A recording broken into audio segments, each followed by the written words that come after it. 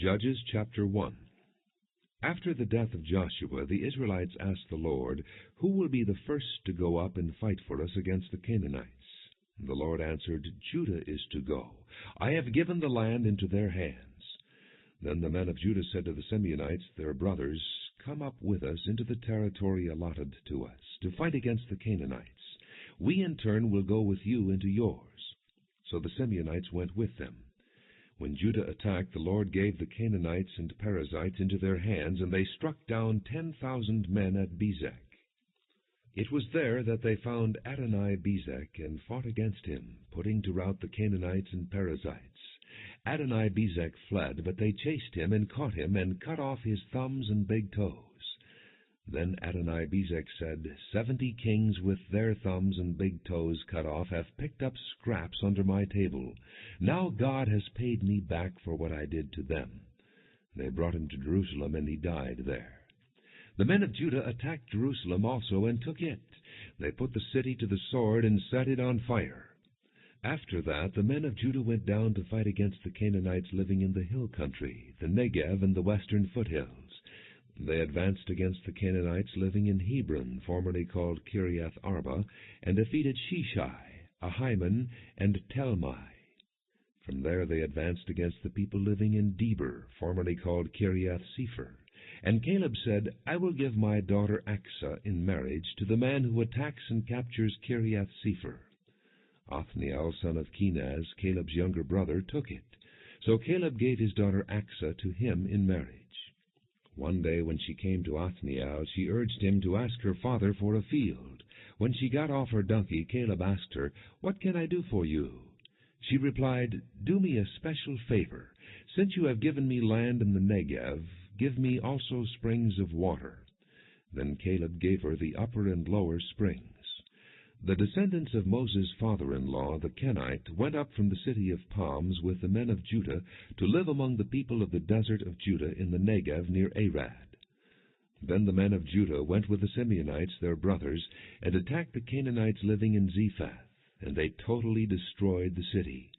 Therefore it was called Hormah. The men of Judah also took Gaza, Ashkelon, and Ekron, each city with its territory. The Lord was with the men of Judah. They took possession of the hill country, but they were unable to drive the people from the plains, because they had iron chariots. As Moses had promised, Hebron was given to Caleb, who drove from it the 3 sons of Anak. The Benjamites, however, failed to dislodge the Jebusites who were living in Jerusalem. To this day the Jebusites live there with the Benjamites. Now the house of Joseph attacked Bethel, and the Lord was with them. When they sent men to spy out Bethel, formerly called Luz, the spies saw a man coming out of the city, and they said to him, "Show us how to get into the city, and we will see that you are treated well." So he showed them, and they put the city to the sword, but spared the man and his whole family. He then went to the land of the Hittites, where he built a city and called it Luz, which is its name to this day. But Manasseh did not drive out the people of Bethshan, or Taanach, or Dor, or Ibleam, or Megiddo, and their surrounding settlements, for the Canaanites were determined to live in that land. When Israel became strong, they pressed the Canaanites into forced labor, but never drove them out completely. Nor did Ephraim drive out the Canaanites living in Gezer, but the Canaanites continued to live there among them. Neither did Zebulun drive out the Canaanites living in Kitron or Nahalal, who remained among them, but they did subject them to forced labor. Nor did Asher drive out those living in Akko, or Sidon, or Alab, or Akzib, or Helba, or Aphek, or Rehob, and because of this the people of Asher lived among the Canaanite inhabitants of the land. Neither did Naphtali drive out those living in Beth-Shemesh, or Beth-Anath, but the Naphtalites too lived among the Canaanite inhabitants of the land, and those living in Beth-Shemesh and Beth-Anath became forced laborers for them. The Amorites confined the Danites to the hill country, not allowing them to come down into the plain. And the Amorites were determined also to hold out in Mount Heres, Ajalon, and Shaalbim. But when the power of the house of Joseph increased, they too were pressed into forced labor. The boundary of the Amorites was from Scorpion Pass to Selah and beyond. Judges chapter 2. The angel of the Lord went up from Gilgal to Bochim, and said, I brought you up out of Egypt, and led you into the land that I swore to give to your forefathers. I said, I will never break my covenant with you, and you shall not make a covenant with the people of this land, but you shall break down their altars. Yet you have disobeyed me. Why have you done this? Now therefore I tell you that I will not drive them out before you.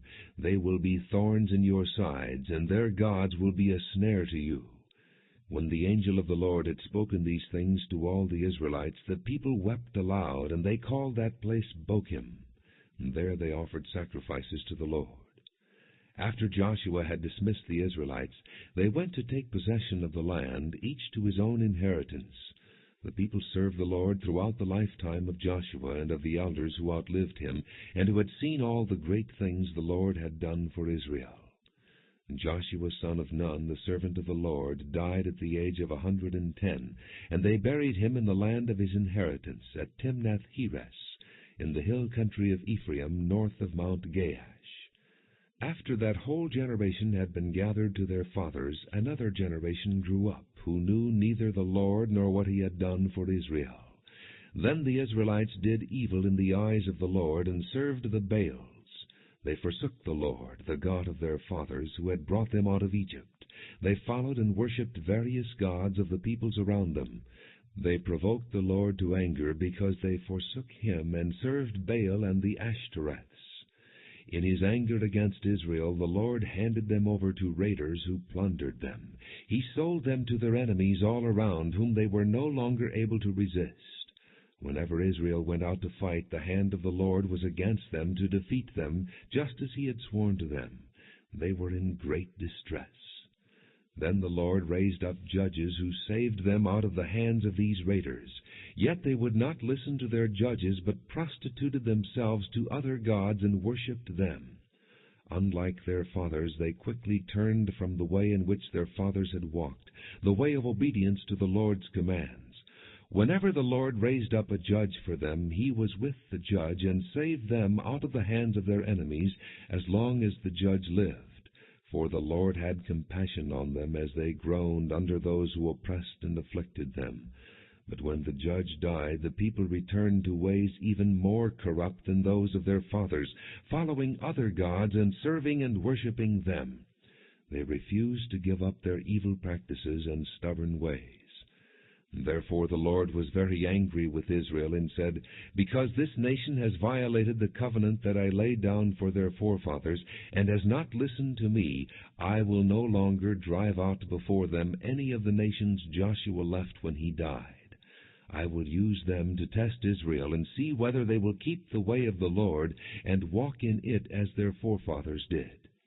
The Lord had allowed those nations to remain. He did not drive them out at once by giving them into the hands of Joshua. Judges chapter 3. These are the nations the Lord left to test all those Israelites who had not experienced any of the wars in Canaan. He did this only to teach warfare to the descendants of the Israelites who had not had previous battle experience. The 5 rulers of the Philistines, all the Canaanites, the Sidonians, and the Hivites living in the Lebanon mountains from Mount Baal-Hermon to Lebo-Hamath. They were left to test the Israelites, to see whether they would obey the Lord's commands which he had given their forefathers through Moses. The Israelites lived among the Canaanites, Hittites, Amorites, Perizzites, Hivites, and Jebusites. They took their daughters in marriage, and gave their own daughters to their sons, and served their gods. The Israelites did evil in the eyes of the Lord. They forgot the Lord their God, and served the Baals and the Asherahs. The anger of the Lord burned against Israel, so that he sold them into the hands of Cushan-Rishathaim, king of Aram-Naharaim, to whom the Israelites were subject for 8 years. But when they cried out to the Lord, he raised up for them a deliverer, Othniel, son of Kenaz, Caleb's younger brother, who saved them. The Spirit of the Lord came upon him, so that he became Israel's judge and went to war. The Lord gave Cushan-Rishathaim, king of Aram, into the hands of Othniel, who overpowered him. So the land had peace for 40 years, until Othniel, son of Kenaz, died. Once again the Israelites did evil in the eyes of the Lord. And because they did this evil, the Lord gave Eglon king of Moab power over Israel. Getting the Ammonites and Amalekites to join him, Eglon came and attacked Israel, and they took possession of the city of Palms. The Israelites were subject to Eglon king of Moab for 18 years. Again the Israelites cried out to the Lord, and he gave them a deliverer, Ehud, a left-handed man, the son of Jerah the Benjamite. The Israelites sent him with tribute to Eglon king of Moab. Now Ehud had made a double-edged sword about 1.5 feet long, which he strapped to his right thigh under his clothing. He presented the tribute to Eglon king of Moab, who was a very fat man. After Ehud had presented the tribute, he sent on their way the men who had carried it. At the idols near Gilgal he himself turned back and said, "I have a secret message for you, O king." The king said, "Quiet," and all his attendants left him. Ehud then approached him while he was sitting alone in the upper room of his summer palace, and said, "I have a message from God for you." As the king rose from his seat, Ehud reached with his left hand, drew the sword from his right thigh, and plunged it into the king's belly. Even the handle sank in after the blade, which came out his back. Ehud did not pull the sword out, and the fat closed in over it. Then Ehud went out to the porch. He shut the doors of the upper room behind him and locked them. After he had gone, the servants came and found the doors of the upper room locked. They said he must be relieving himself in the inner room of the house. They waited to the point of embarrassment, but when he did not open the doors of the room, they took a key and unlocked them. There they saw their lord fallen to the floor, dead. While they waited, Ehud got away. He passed by the idols and escaped to Seirah. When he arrived there, he blew a trumpet in the hill country of Ephraim, and the Israelites went down with him from the hills, with him leading them. "Follow me," he ordered, "for the Lord has given Moab, your enemy, into your hands." So they followed him down, and taking possession of the fords of the Jordan that led to Moab, they allowed no one to cross over. At that time they struck down about 10,000 Moabites, all vigorous and strong. Not a man escaped. That day Moab was made subject to Israel, and the land had peace for 80 years.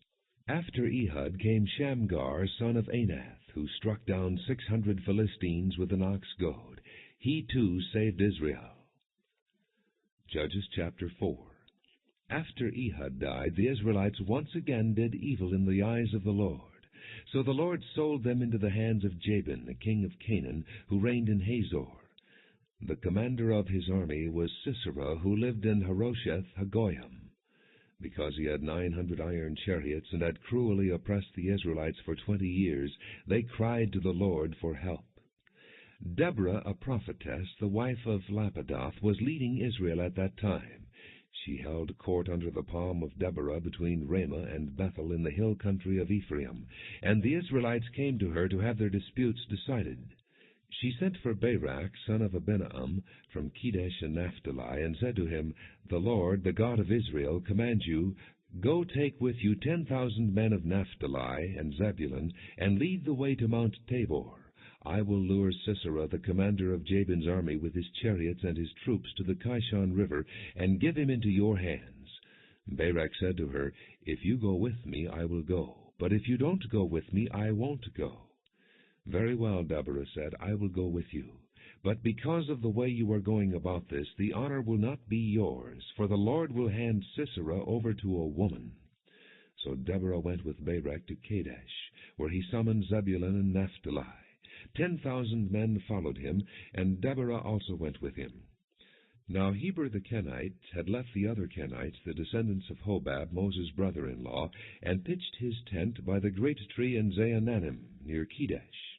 When they told Sisera that Barak, son of Abinoam, had gone up to Mount Tabor, Sisera gathered together his 900 iron chariots, and all the men with him, from Harosheth-Hagoyim to the Kishon River.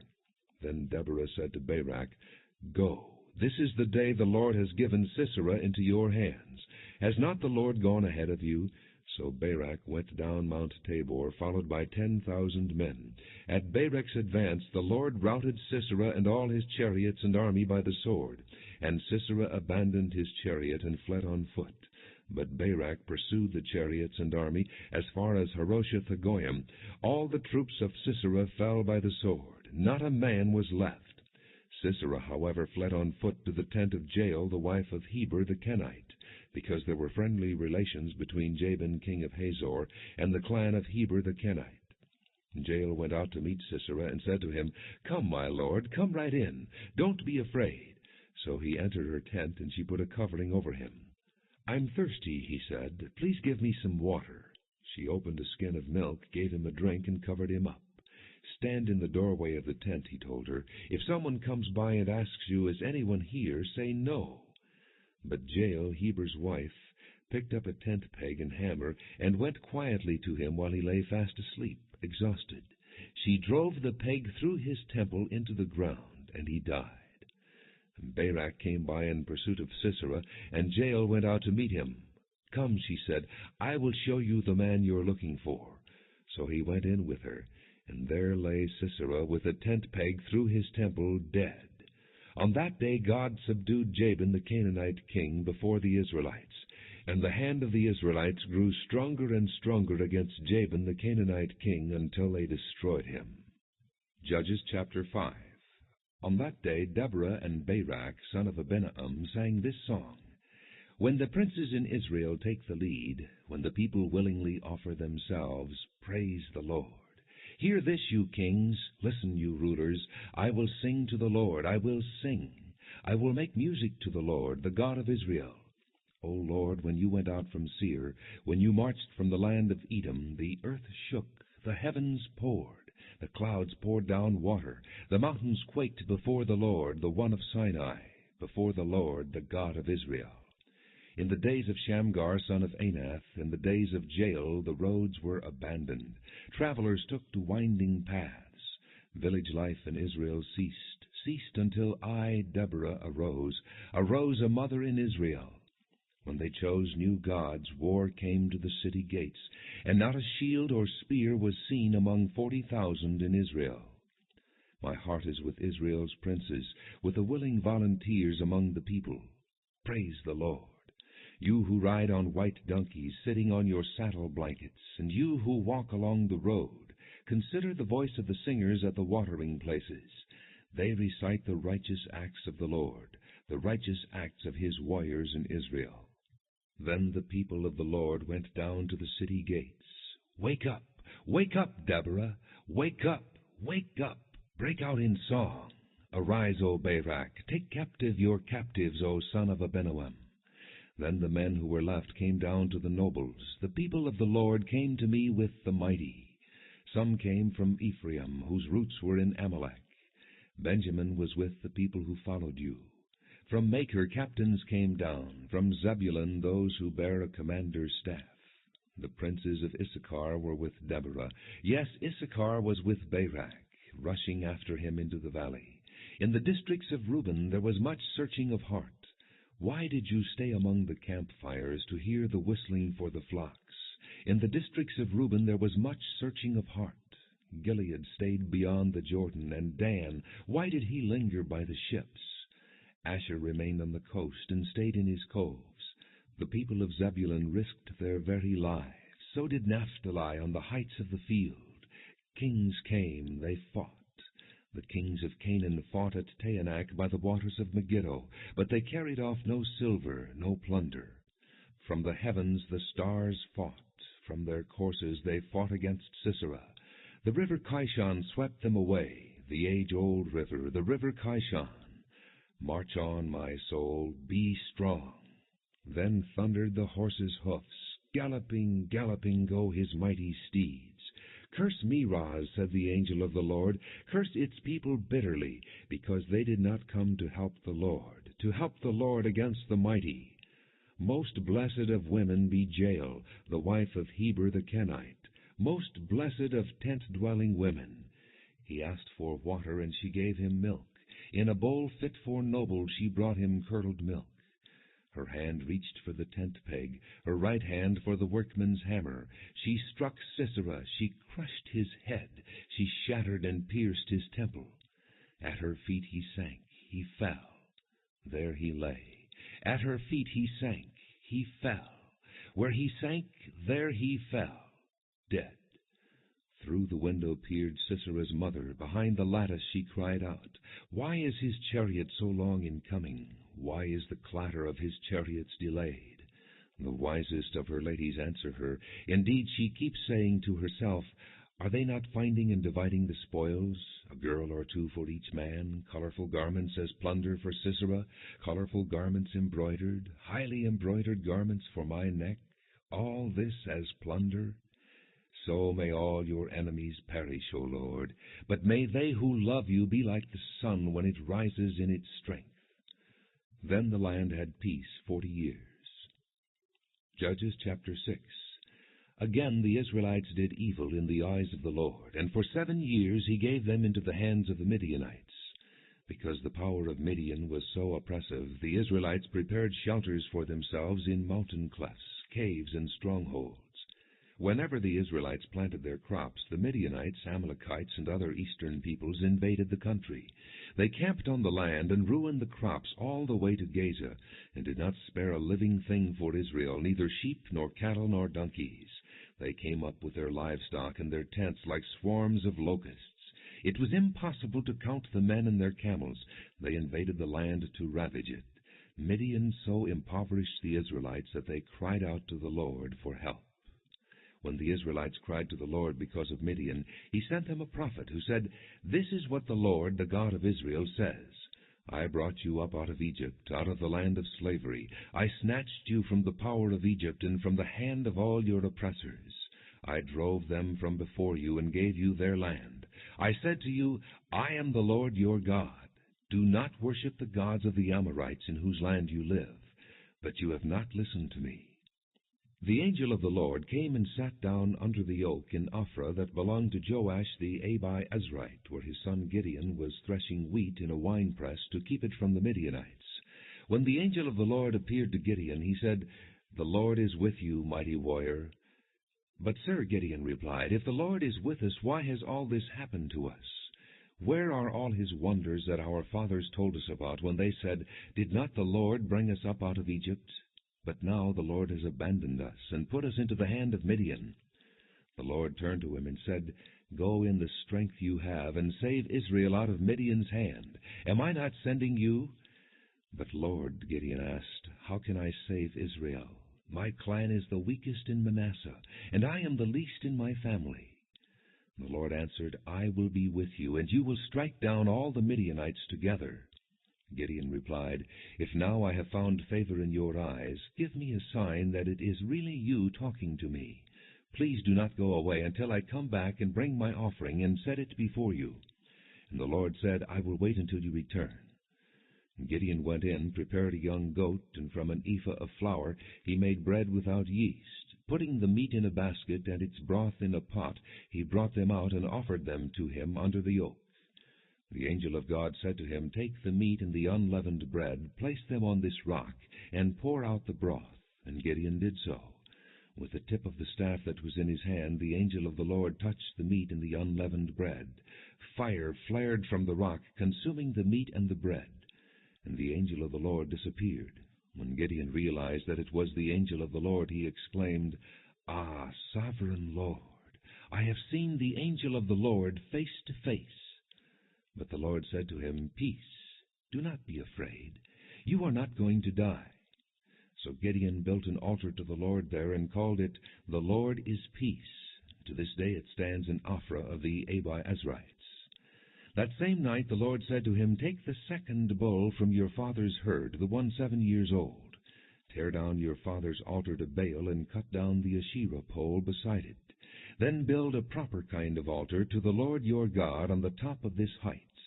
Using the wood of the Asherah pole that you cut down, offer the second bull as a burnt offering." So Gideon took 10 of his servants and did as the Lord told him. But because he was afraid of his family and the men of the town, he did it at night rather than in the daytime. In the morning, when the men of the town got up, there was Baal's altar demolished, with the Asherah pole beside it cut down, and the second bull sacrificed on the newly built altar. They asked each other, "Who did this?" When they carefully investigated, they were told, "Gideon son of Joash did it." The men of the town demanded of Joash, "Bring out your son. He must die, because he has broken down Baal's altar and cut down the Asherah pole beside it." But Joash replied to the hostile crowd around him, "Are you going to plead Baal's cause? Are you trying to save him? Whoever fights for him shall be put to death by morning. If Baal really is a god, he can defend himself when someone breaks down his altar." So that day they called Gideon Jerubbaal, saying, "Let Baal contend with him, because he broke down Baal's altar." Now all the Midianites, Amalekites, and other eastern peoples joined forces and crossed over the Jordan and camped in the valley of Jezreel. Then the Spirit of the Lord came upon Gideon, and he blew a trumpet, summoning the Abiezrites to follow him. He sent messengers throughout Manasseh, calling them to arms, and also into Asher, Zebulun, and Naphtali, so that they too went up to meet them. Gideon said to God, "If you will save Israel by my hand, as you have promised, look, I will place a wool fleece on the threshing floor. If there is dew only on the fleece, and all the ground is dry, then I will know that you will save Israel by my hand, as you said." And that is what happened. Gideon rose early the next day. He squeezed the fleece and wrung out the dew, a bowl full of water. Then Gideon said to God, "Do not be angry with me. Let me make just one more request. Allow me one more test with the fleece. This time make the fleece dry and the ground covered with dew."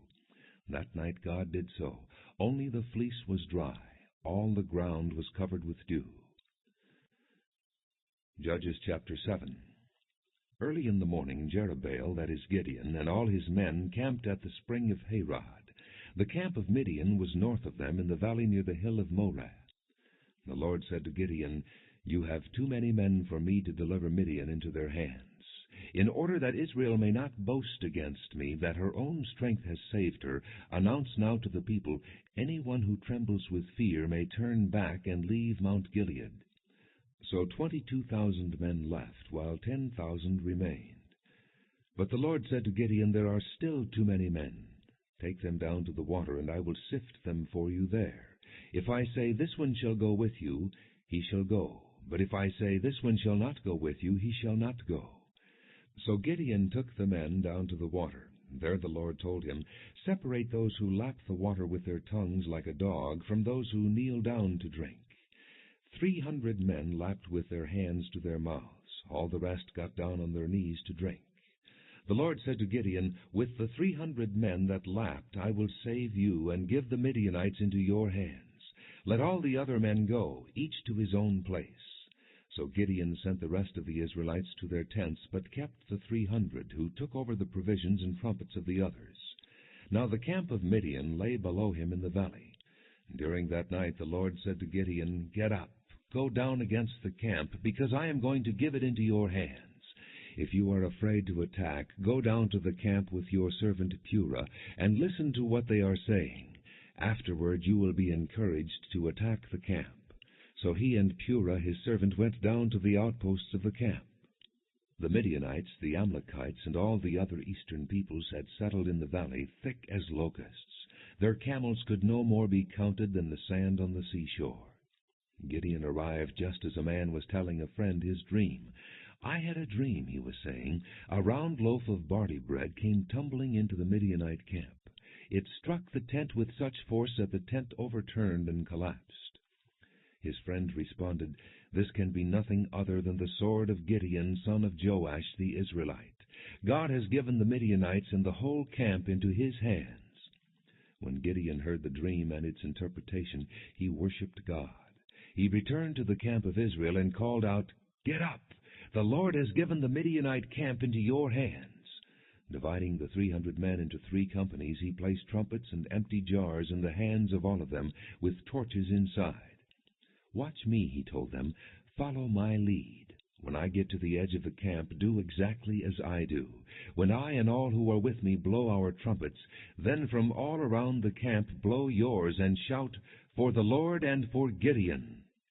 Gideon and the 100 men with him reached the edge of the camp at the beginning of the middle watch, just after they had changed the guard. They blew their trumpets and broke the jars that were in their hands. The 3 companies blew the trumpets and smashed the jars.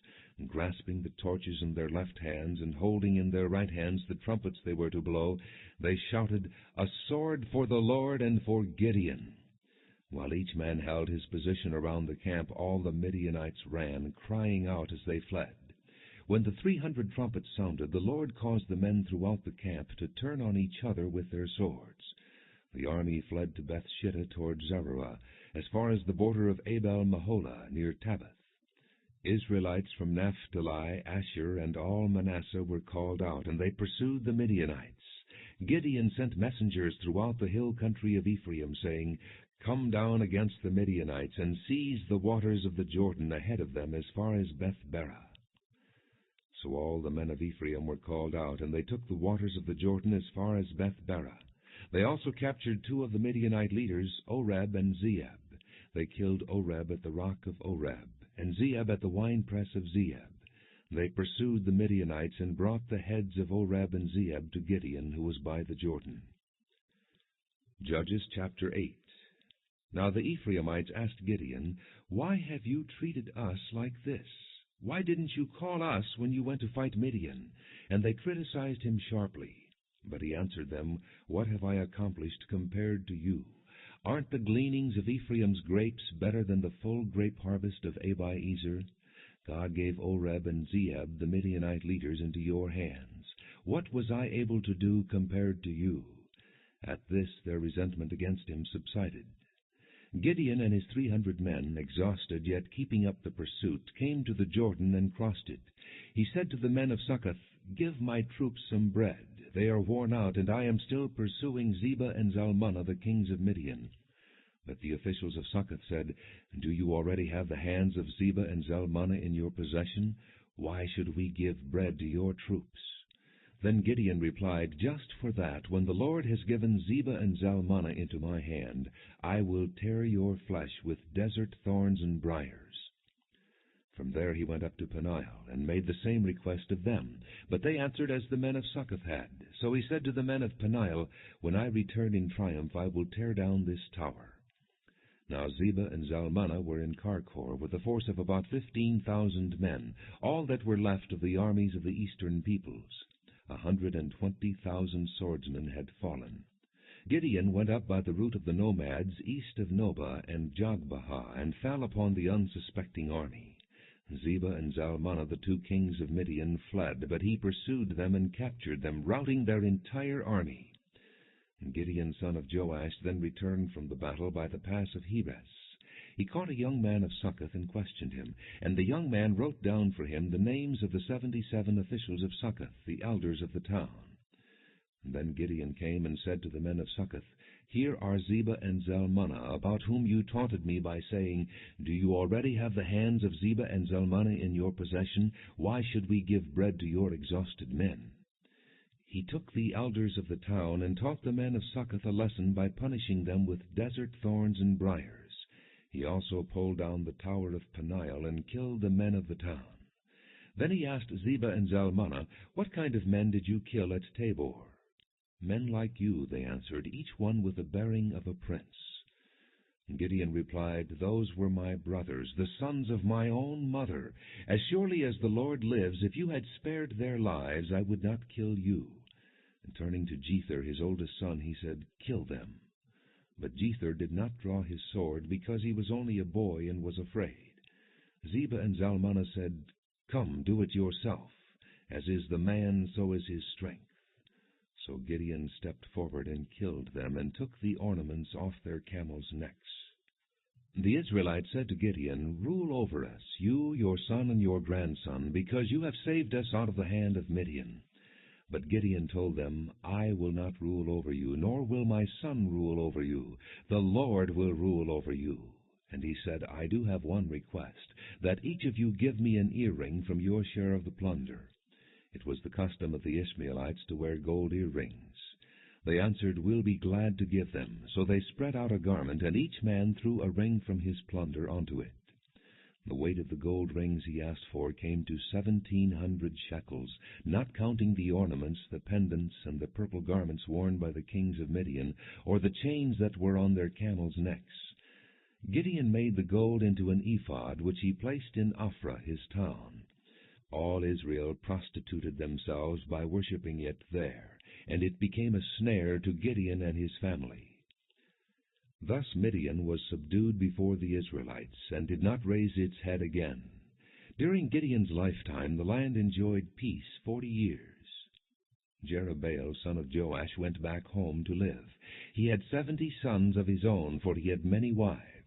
His concubine, who lived in Shechem, also bore him a son, whom he named Abimelech. Gideon, son of Joash, died at a good old age, and was buried in the tomb of his father Joash in Ophrah of the Abi-Ezrites. No sooner had Gideon died than the Israelites again prostituted themselves to the Baals. They set up Baal-Berith as their god, and did not remember the Lord their God, who had rescued them from the hands of all their enemies on every side. They also failed to show kindness to the family of Jerubbaal, that is Gideon, for all the good things he had done for them. Judges chapter 9. Abimelech, son of Jerubbaal, went to his mother's brothers in Shechem, and said to them and to all his mother's clan, Ask all the citizens of Shechem, which is better for you, to have all 70 of Jerubbaal's sons rule over you, or just one man? Remember, I am your flesh and blood. When the brothers repeated all this to the citizens of Shechem, they were inclined to follow Abimelech, for they said, He is our brother. They gave him 70 shekels of silver from the temple of Baal-Berith, and Abimelech used it to hire reckless adventurers who became his followers. He went to his father's home in Ophrah, and on one stone murdered his 70 brothers, the sons of Jerubbaal.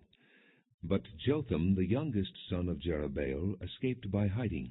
Then all the citizens of Shechem and Beth-Millo gathered beside the great tree at the pillar in Shechem to crown Abimelech king. When Jotham was told about this, he climbed up on the top of Mount Gerizim and shouted to them, Listen to me, citizens of Shechem, so that God may listen to you. One day the trees went out to anoint a king for themselves. They said to the olive tree, Be our king. But the olive tree answered, Should I give up my oil, by which both gods and men are honored, to hold sway over the trees? Next the tree said to the fig tree, Come and be our king. But the fig tree replied, Should I give up my fruit, so good and sweet, to hold sway over the trees? Then the tree said to the vine, Come and be our king. But the vine answered, Should I give up my wine, which cheers both gods and men, to hold sway over the trees? And finally all the trees said to the thorn bush, Come and be our king. The thorn bush said to the trees, If you really want to anoint me king over you, come and take refuge in my shade. But if not, then let fire come out of the thorn bush and consume the cedars of Lebanon. Now if you have acted honorably and in good faith when you made Abimelech king, and if you have been fair to Jerubbaal and his family, and if you have treated him as he deserves, and to think that my father fought for you, risked his life to rescue you from the hand of Midian, but today you have revolted against my father's family, murdered his 70 sons on a single stone, and made Abimelech, the son of his slave girl, king over the citizens of Shechem, because he is your brother. If then you have acted honorably and in good faith toward Jerubbaal and his family today, may Abimelech be your joy, and may you be his too. But if you have not, let fire come out from Abimelech and consume you, citizens of Shechem and Beth-Millo, and let fire come out from you, citizens of Shechem and Beth-Millo, and consume Abimelech. Then Jotham fled, escaping to Beer, and he lived there because he was afraid of his brother Abimelech. After Abimelech had governed Israel 3 years, God sent an evil spirit between Abimelech and the citizens of Shechem, who acted treacherously against Abimelech. God did this in order that the crime against Jerubbaal's 70 sons, the shedding of their blood, might be avenged on their brother Abimelech and on the citizens of Shechem, who had helped him murder his brothers. In opposition to him, these citizens of Shechem set men on the hilltops to ambush and rob every one who passed by.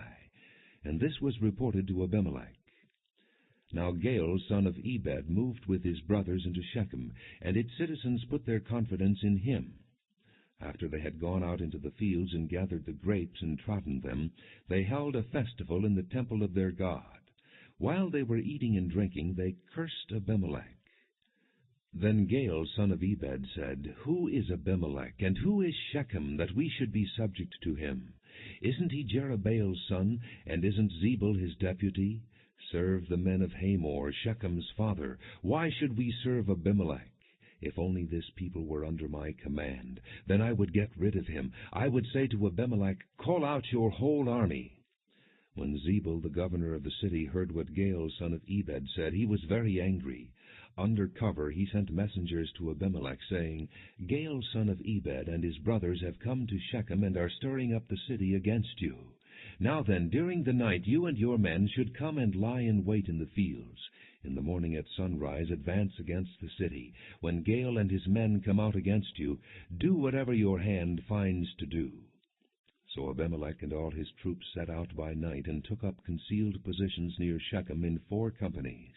Now Gaal son of Ebed had gone out and was standing at the entrance to the city gate, just as Abimelech and his soldiers came out from their hiding place. When Gaal saw them, he said to Zebul, Look, people are coming down from the tops of the mountains.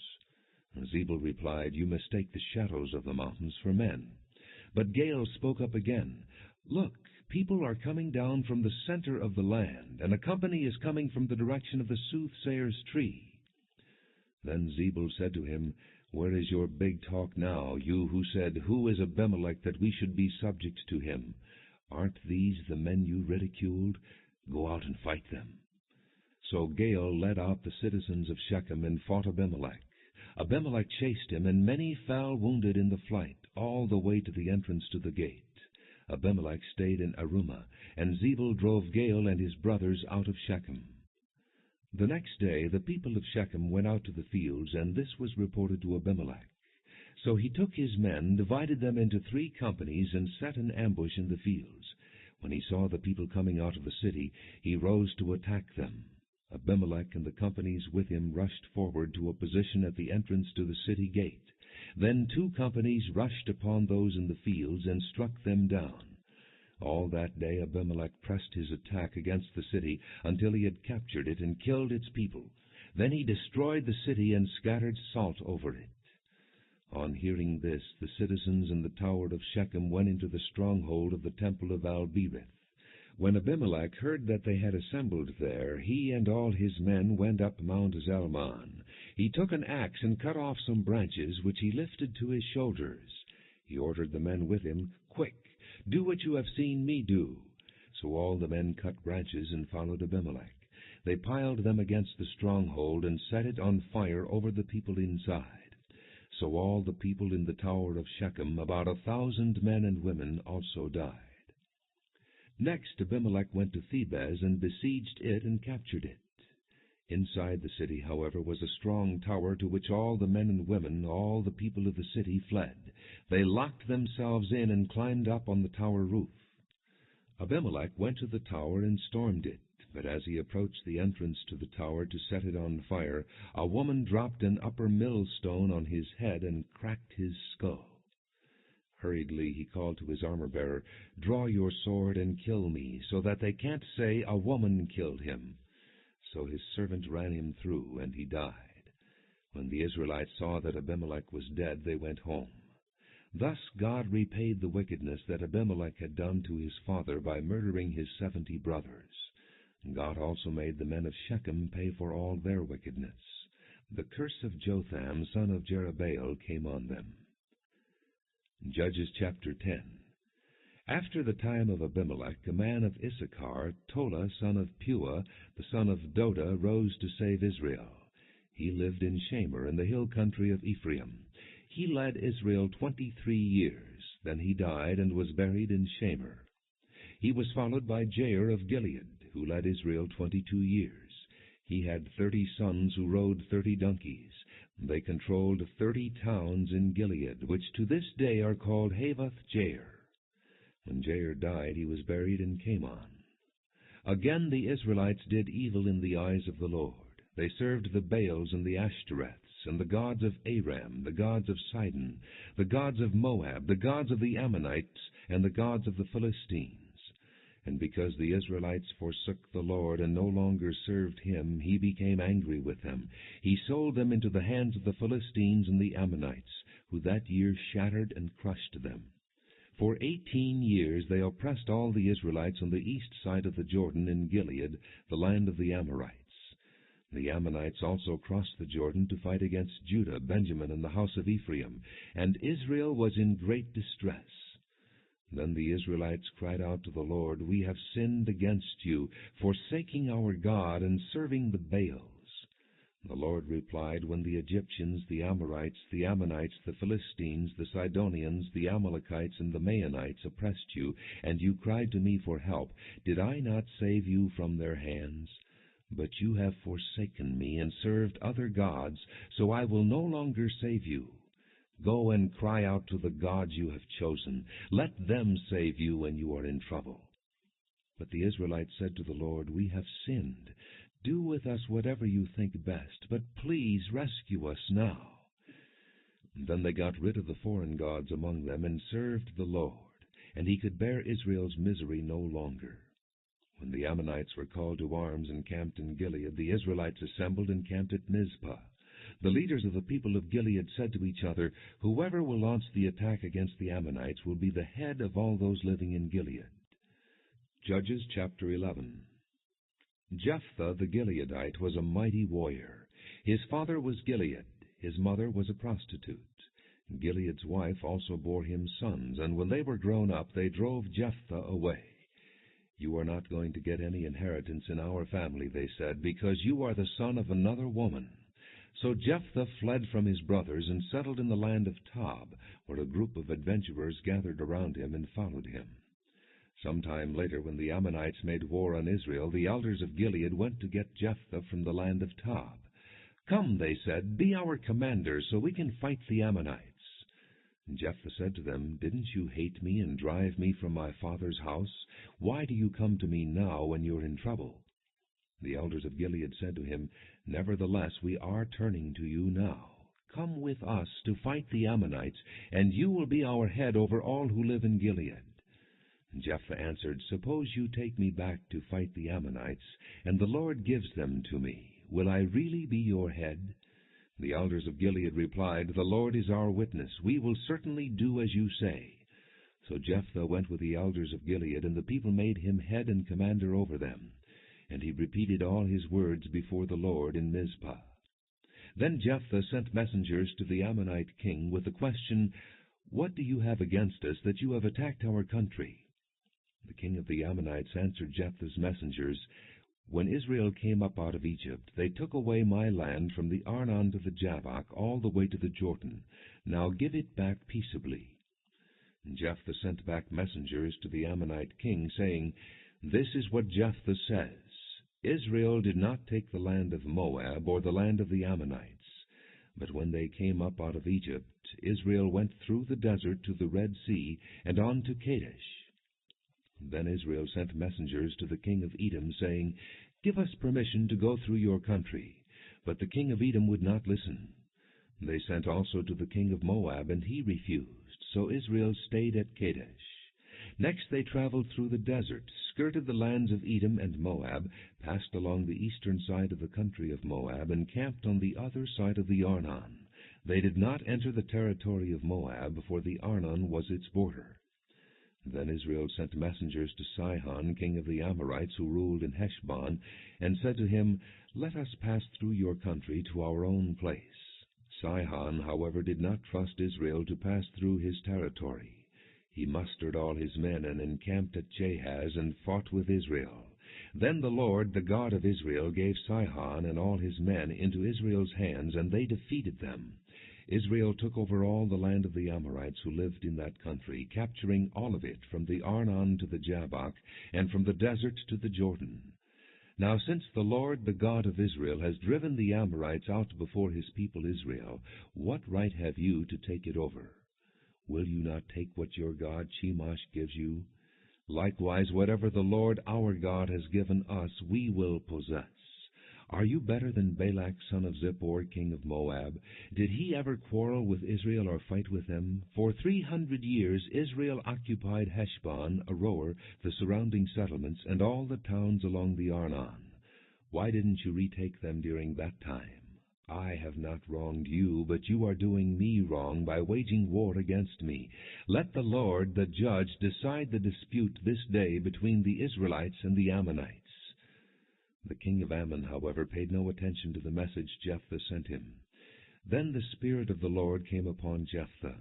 He crossed Gilead and Manasseh, passed through Mizpah of Gilead, and from there he advanced against the Ammonites. And Jephthah made a vow to the Lord, "If you give the Ammonites into my hands, whatever comes out of the door of my house to meet me when I return in triumph from the Ammonites will be the Lord's, and I will sacrifice it as a burnt offering." Then Jephthah went over to fight the Ammonites, and the Lord gave them into his hands. He devastated 20 towns from Aroer to the vicinity of Minnith, as far as Abel-keramim. Thus Israel subdued Ammon. When Jephthah returned to his home in Mizpah, who should come out to meet him but his daughter, dancing to the sound of tambourines? She was an only child. Except for her he had neither son nor daughter. When he saw her, he tore his clothes and cried, "Oh, my daughter, you have made me miserable and wretched, because I have made a vow to the Lord that I cannot break."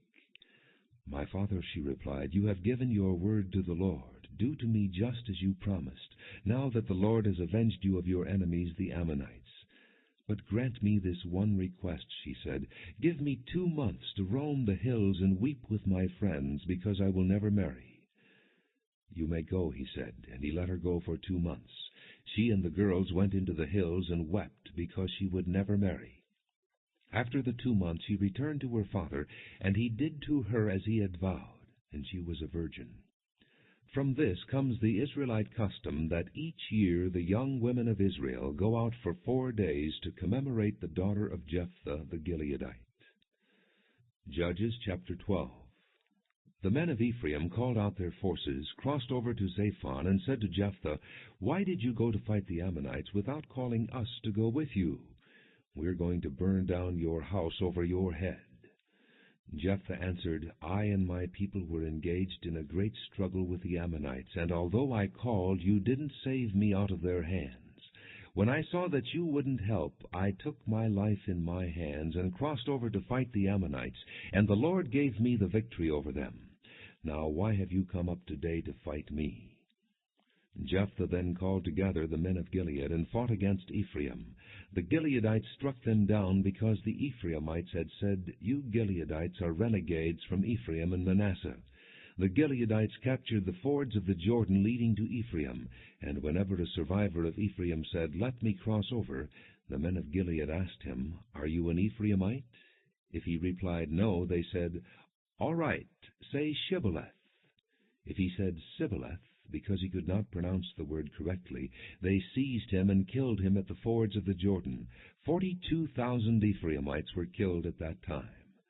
Jephthah led Israel 6 years. Then Jephthah the Gileadite died, and was buried in a town in Gilead. After him Ibzan of Bethlehem led Israel. He had 30 sons and 30 daughters. He gave his daughters away in marriage to those outside his clan, and for his sons he brought in 30 young women as wives from outside his clan. Ibzan led Israel 7 years. Then Ibzan died and was buried in Bethlehem. After him Elon the Zebulunite led Israel 10 years. Then Elon died and was buried in Ajalon in the land of Zebulun. After him Abdon son of Hillel from Pirathon led Israel. He had 40 sons and 30 grandsons who rode on 70 donkeys. He led Israel 8 years. Then Abdon son of Hillel died, and was buried at Pirathon in Ephraim, in the hill country of the Amalekites. Judges chapter 13.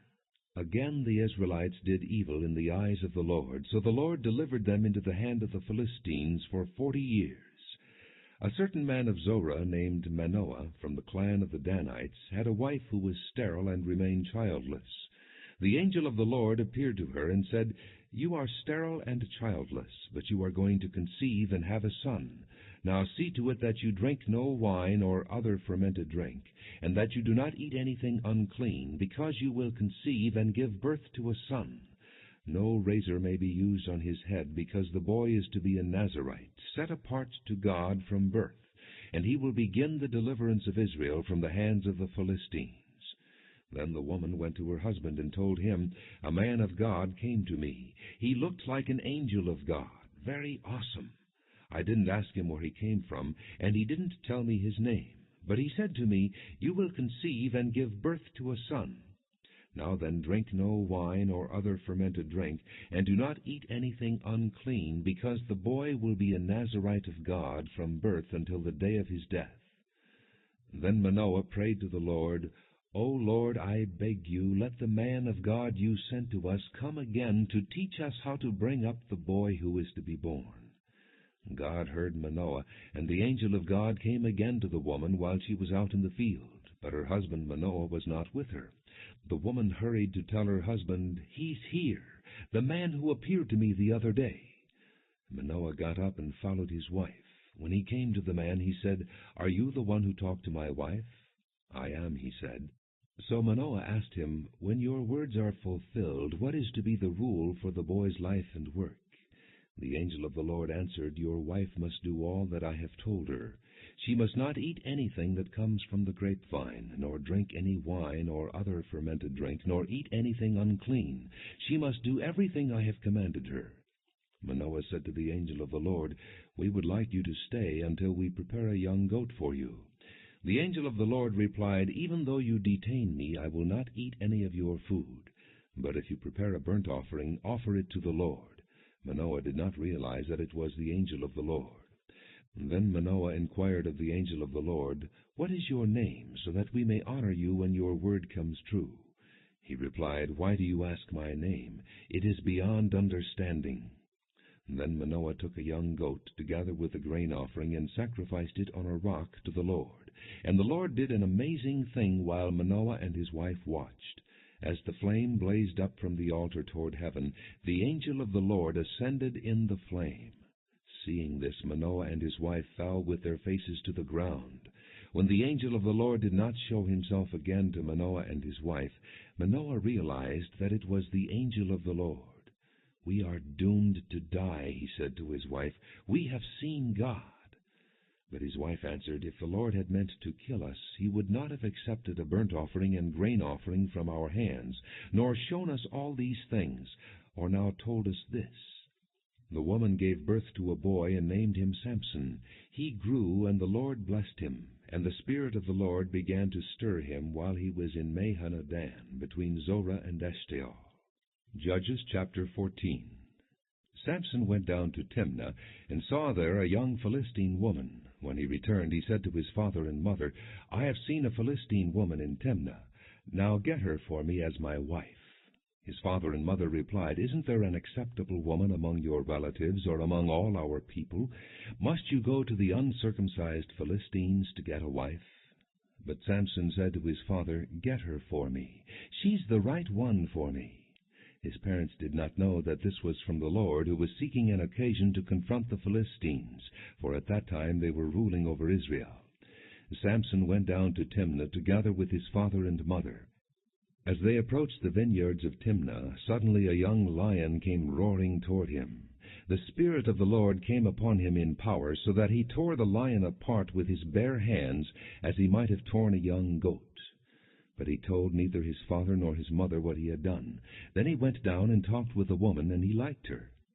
Some time later, when he went back to marry her, he turned aside to look at the lion's carcass.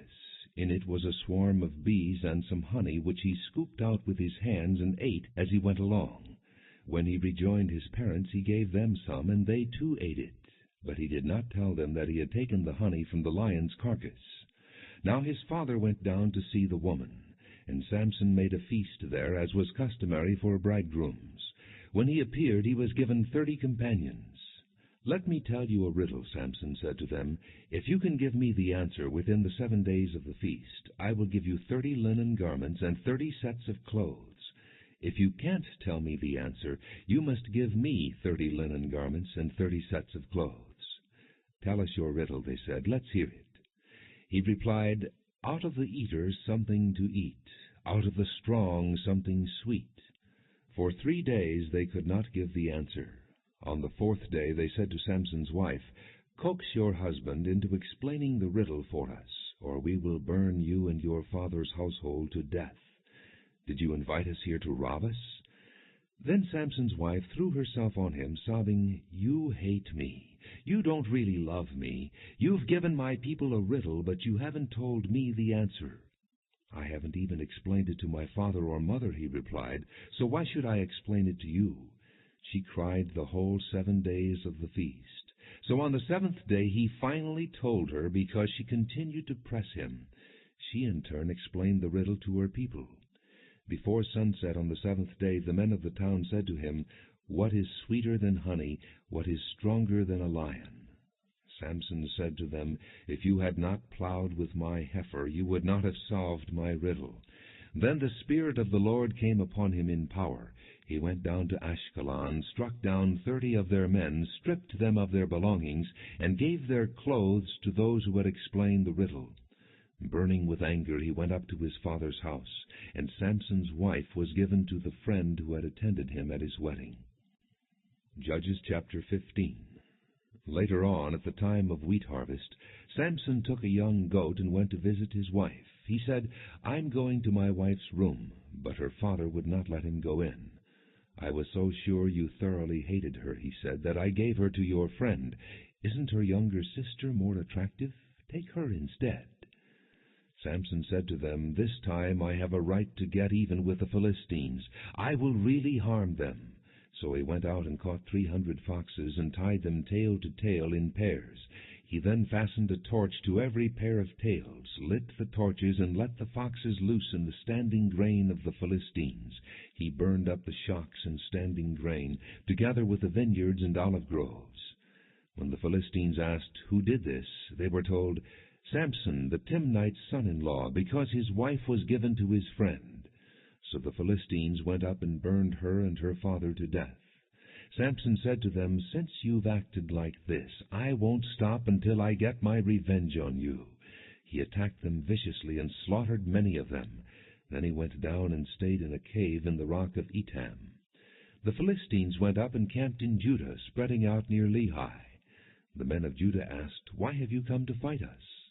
"We have come to take Samson prisoner," they answered, "to do to him as he did to us." Then 3,000 men from Judah went down to the cave in the rock of Etam and said to Samson, "Don't you realize that the Philistines are rulers over us? What have you done to us?" He answered, "I merely did to them what they did to me." They said to him, "We've come to tie you up and hand you over to the Philistines." Samson said, "Swear to me that you won't kill me yourselves." "Agreed," they answered. "We will only tie you up and hand you over to them. We will not kill you." So they bound him with 2 new ropes and led him up from the rock.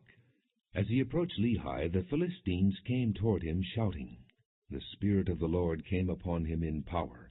The ropes on his arms became like charred flax, and the bindings dropped from his hands. Finding a fresh jawbone of a donkey, he grabbed it and struck down 1,000 men. Then Samson said, "With a donkey's jawbone I have made donkeys of them. With a donkey's jawbone I have killed 1,000 men." When he finished speaking, he threw away the jawbone, and the place was called Ramath-Lehi. Because he was very thirsty, he cried out to the Lord, "You have given your servant this great victory. Must I now die of thirst and fall into the hands of the uncircumcised?" Then God opened up the hollow place in Lehi, and water came out of it. When Samson drank, his strength returned, and he revived. So the spring was called En-Hakkore, and it is still there in Lehi. Samson led Israel for 20 years in the days of the Philistines. Judges chapter 16. One day Samson went to Gaza, where he saw a prostitute. He went in to spend the night with her. The people of Gaza were told, "Samson is here." So they surrounded the place and lay in wait for him all night at the city gate. They made no move during the night, saying, "At dawn we'll kill him." But Samson lay there only until the middle of the night. Then he got up and took hold of the doors of the city gate, together with the 2 posts, and tore them loose, bar and all. He lifted them to his shoulders and carried them to the top of the hill that faces Hebron. Some time later he fell in love with a woman in the valley of Sorek, whose name was Delilah. The rulers of the Philistines went to her and said, "See if you can lure him into showing you the secret of his great strength, and how we can overpower him, so we may tie him up and subdue him. Each one of us will give you 1,100 shekels of silver." So Delilah said to Samson, "Tell me the secret of your great strength, and how you can be tied up and subdued." Samson answered her, "If anyone ties me with 7 fresh thongs that have not been dried, I'll become as weak as any other man."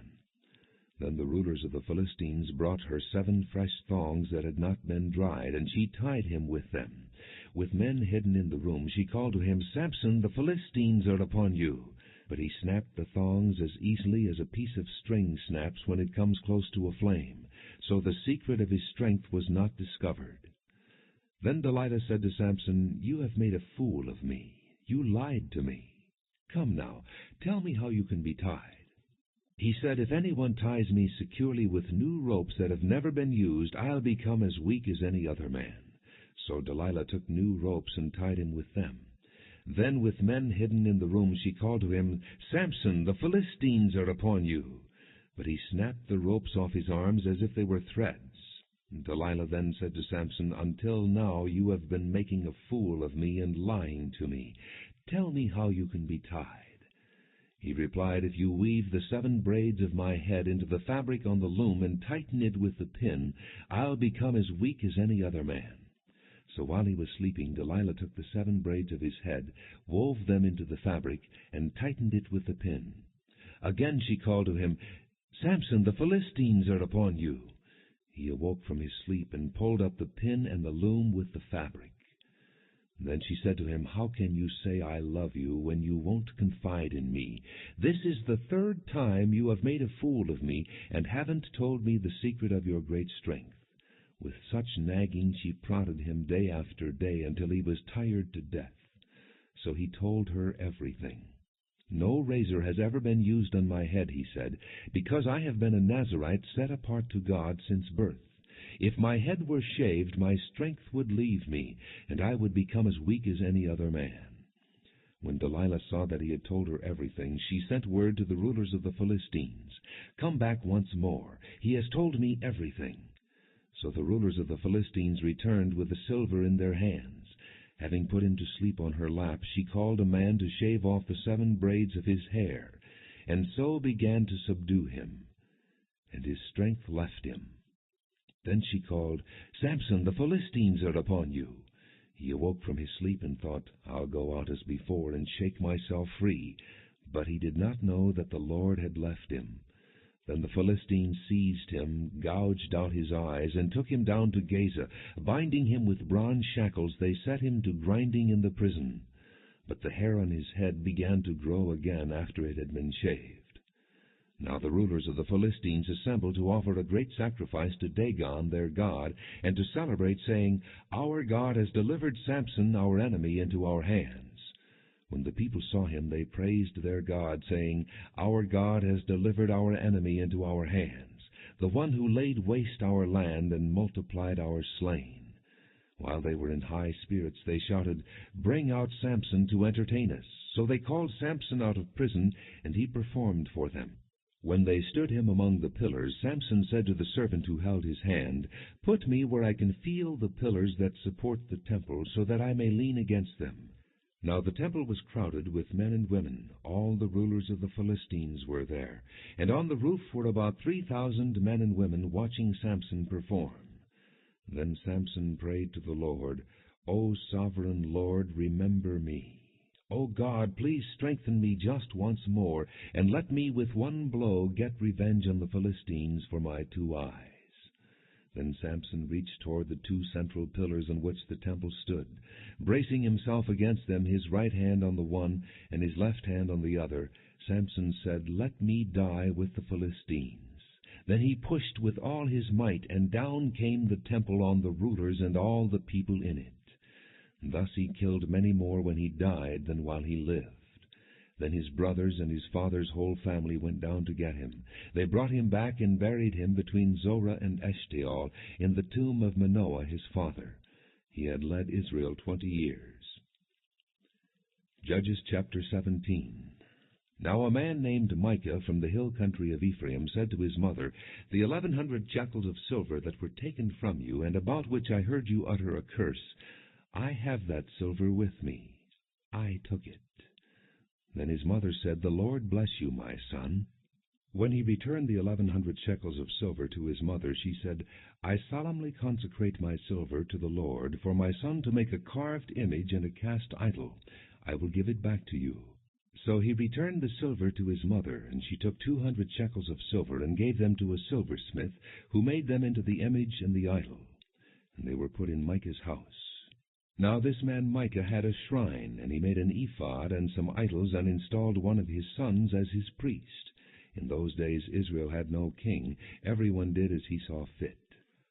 A young Levite from Bethlehem in Judah, who had been living within the clan of Judah, left that town in search of some other place to stay.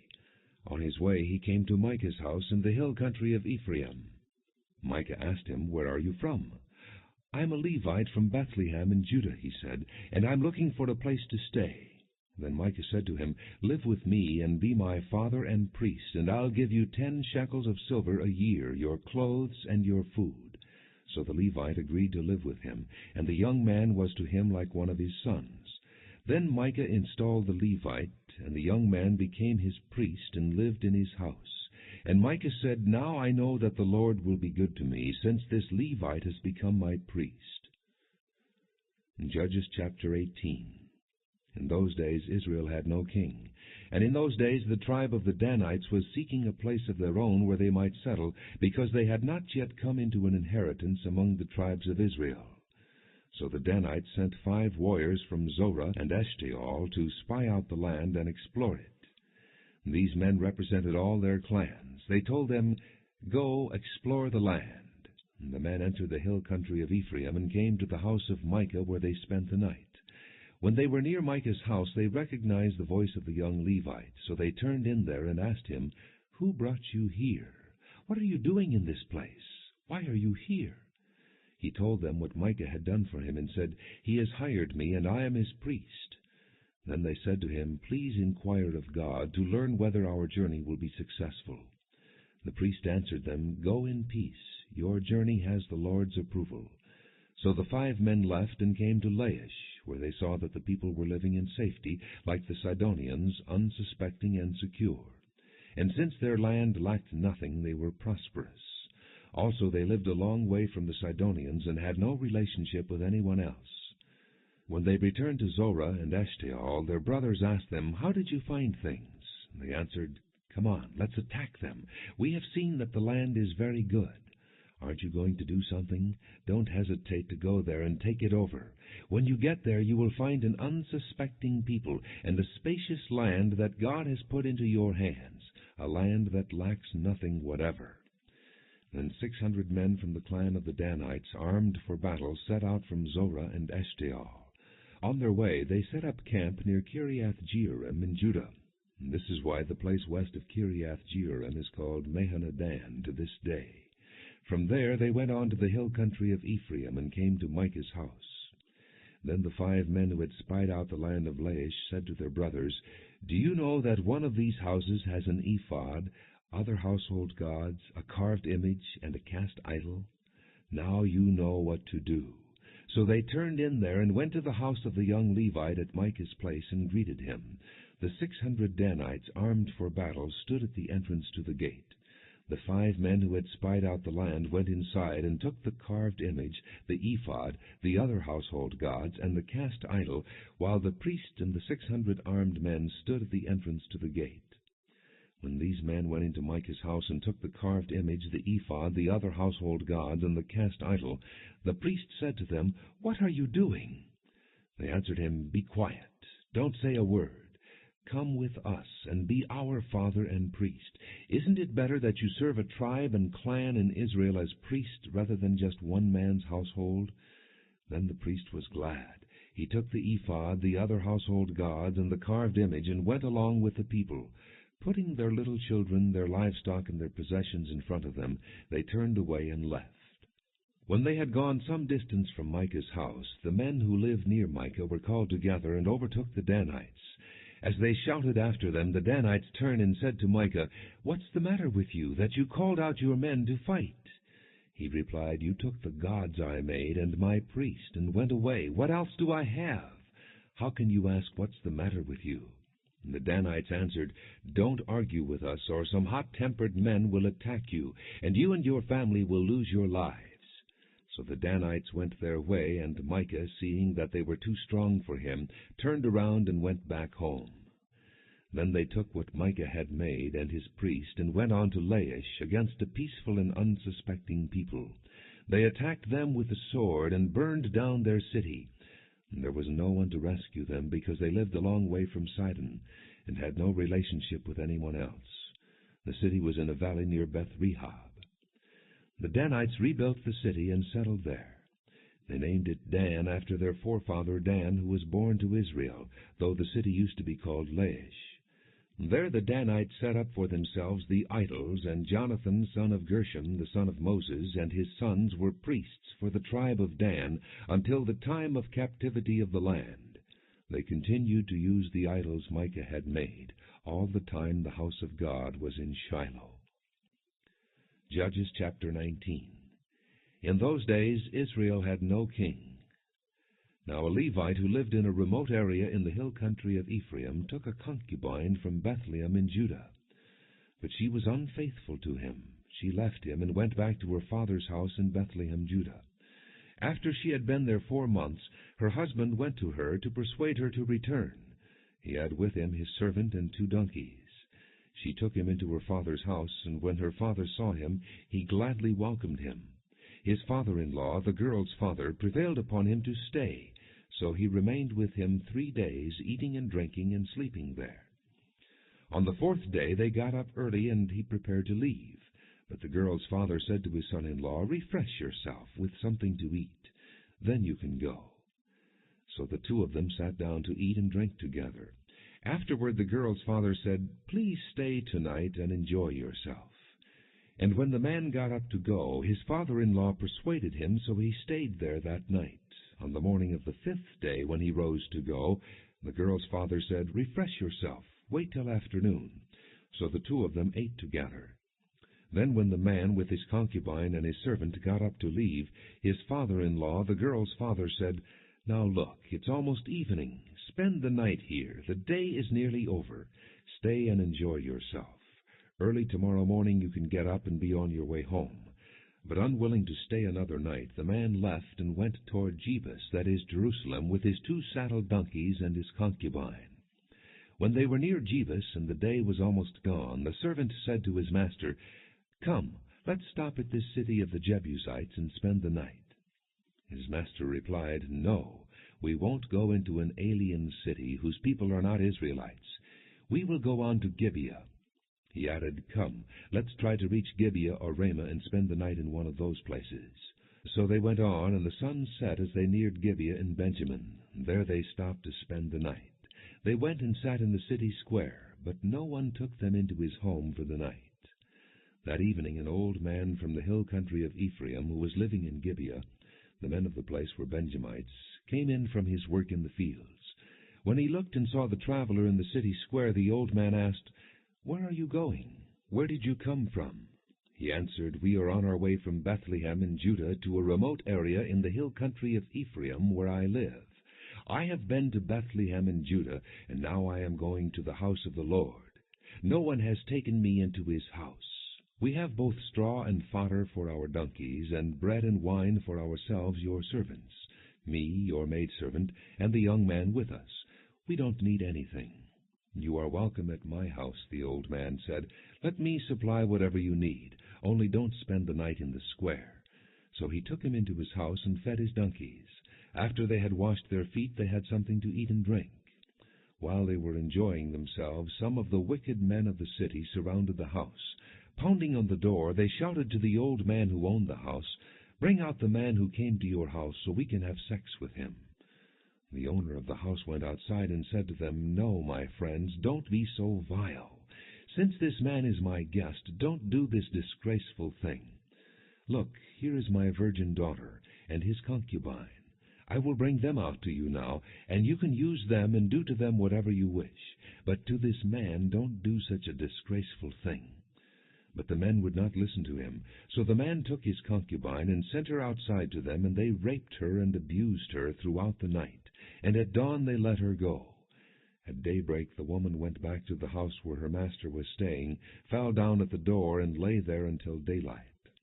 When her master got up in the morning and opened the door of the house and stepped out to continue on his way, there lay his concubine, fallen in the doorway of the house, with her hands on the threshold. He said to her, "Get up, let's go." But there was no answer. Then the man put her on his donkey and set out for home. When he reached home, he took a knife and cut up his concubine, limb by limb, into 12 parts, and sent them into all the areas of Israel. Every one who saw it said, "Such a thing has never been seen or done, not since the day the Israelites came up out of Egypt." Think about it. Consider it. Tell us what to do. Judges chapter 20. Then all the Israelites from Dan to Beersheba and from the land of Gilead came out as one man and assembled before the Lord in Mizpah. The leaders of all the people of the tribes of Israel took their places in the assembly of the people of God, 400,000 soldiers armed with swords. The Benjamites heard that the Israelites had gone up to Mizpah. Then the Israelites said, "Tell us how this awful thing happened." So the Levite, the husband of the murdered woman, said, "I and my concubine came to Gibeah in Benjamin to spend the night. During the night the men of Gibeah came after me and surrounded the house, intending to kill me. They raped my concubine, and she died. I took my concubine, cut her into pieces, and sent one piece to each region of Israel's inheritance, because they committed this lewd and disgraceful act in Israel. Now all you Israelites, speak up and give your verdict." All the people rose as one man, saying, "None of us will go home. No, not one of us will return to his house. But now this is what we'll do to Gibeah. We'll go up against it as the lot directs. We'll take 10 men out of every 100 from all the tribes of Israel, and 100 from 1,000, and 1,000 from 10,000, to get provisions for the army. Then when the army arrives at Gibeah in Benjamin, it can give them what they deserve for all this vileness done in Israel." So all the men of Israel got together and united as one man against the city.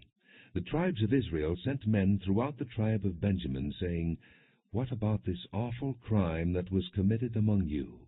Now surrender those wicked men of Gibeah, so that we may put them to death and purge the evil from Israel." But the Benjamites would not listen to their fellow Israelites.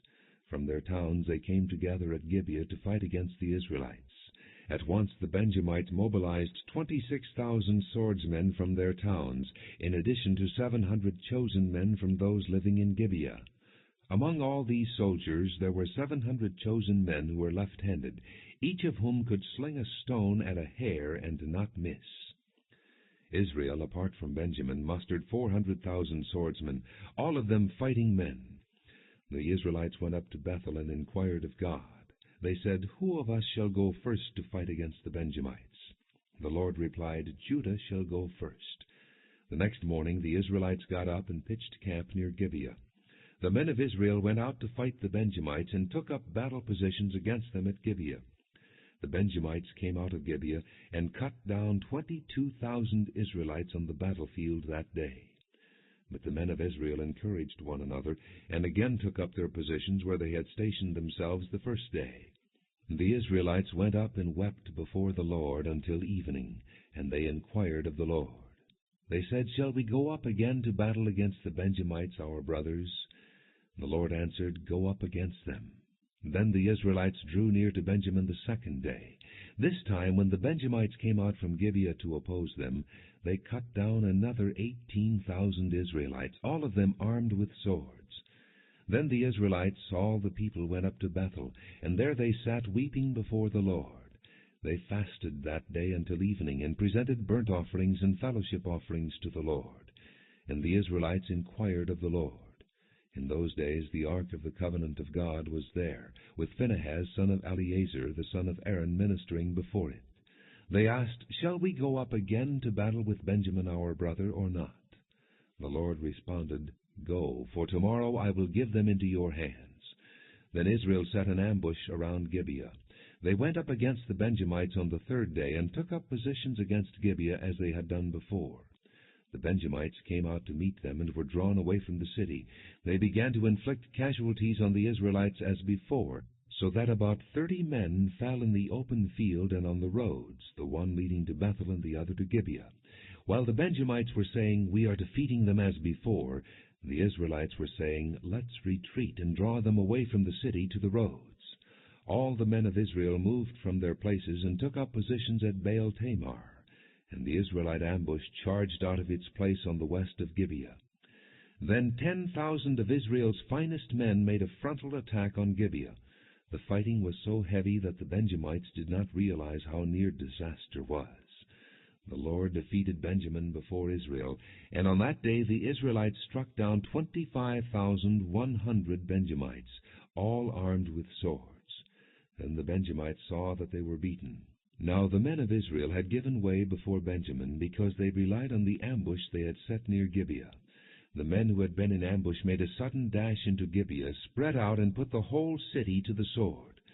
The men of Israel had arranged with the ambush that they should send up a great cloud of smoke from the city, and then the men of Israel would turn in the battle. The Benjamites had begun to inflict casualties on the men of Israel, about 30, and they said, "We are defeating them as in the first battle." But when the column of smoke began to rise from the city, the Benjamites turned and saw the smoke of the whole city going up into the sky.